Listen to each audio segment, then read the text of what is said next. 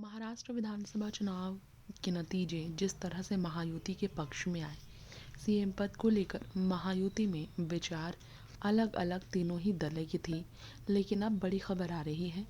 खबर ये है कि जिस सीएम पद को गंवाने के लिए तैयार होकर सीएम पद का मुंह त्याग कर एकनाथ शिंदे ने अमित शाह से मुलाकात की थी और कुछ शर्तें रखी थी, उन शर्तों के ऊपर अमित शाह क्या फैसले लेते इसका सबको इंतज़ार था। इस बीच शिंदे गुट के नेता संजय शिरसाट ने बड़ा बयान दिया है और वो बयान है कि एकनाथ शिंदे ने जिस तरह से मांग रखी उस पर तो विचार होंगे। फिलहाल जो चर्चाएं थी कि सीएम पद से हटाने के बाद शिंदे को केंद्र में भेजा जाएगा, केंद्रीय मंत्रालय उन्हें मिलेगा, ये अब ऐसा नहीं होने वाला।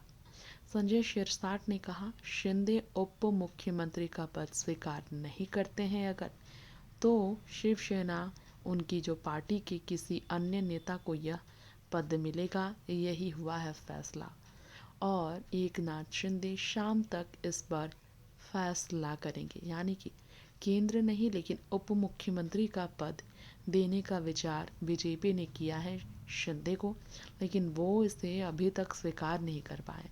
अगर वो उप मुख्यमंत्री का पद स्वीकार नहीं करते हैं तो उनकी ही पार्टी से किसी और को ये पद मिलेगा।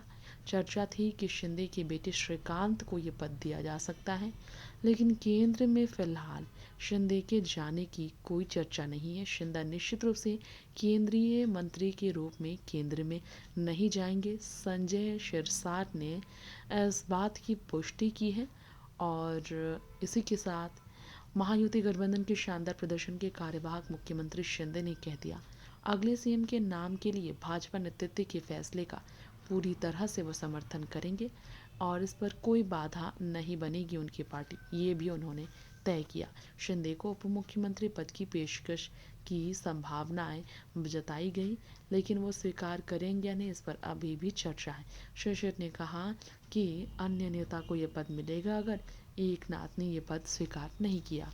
नेक्स्ट 9 न्यूज़ तृप्ति की रिपोर्ट।